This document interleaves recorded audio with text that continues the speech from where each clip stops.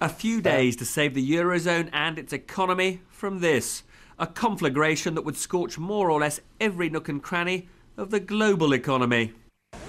France's President Sarkozy on Wednesday in Frankfurt for emergency talks with Chancellor Merkel of Germany ahead of the European summit on Sunday, where they and their fellow Eurozone leaders hope to agree a rescue package for banks and countries that have borrowed too much. With much of the rich West still in an economic mess, popular protests against the perceived flaws in the financial system are mushrooming all over America and much of Europe, including this protest outside London's St Paul's Cathedral. And if the Eurozone were to melt down, well, those protests could become larger and louder.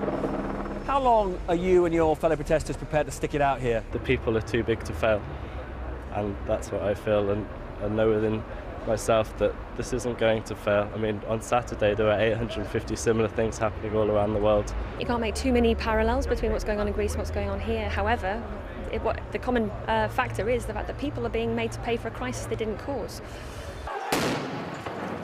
It's contagion from Greece, its strikes, its strife and an economy in meltdown to the rest of the Eurozone that European leaders want to avoid at all costs, which is why they're wrestling with a plan to strengthen banks and massively increase the resources of a bailout fund, the European Financial Stability Facility.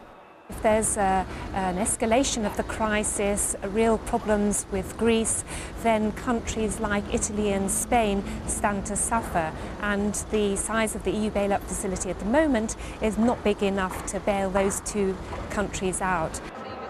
There's still a big divide between France and Germany on how to increase the size of the rescue fund, and there's no consensus on whether Greece should be allowed to write off much more of its debts.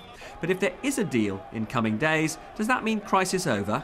All they can deal with is the emergency. They can stop the crisis getting worse. But the really big challenges are getting sustainable, profitable growth back to the weak countries of the periphery, southern Europe above all. And we're not seeing that happen at all yet.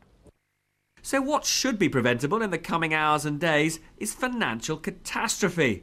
But stabilising the Eurozone and rebuilding its economy, well, that's a labour for the months and years ahead. Robert Peston, BBC News.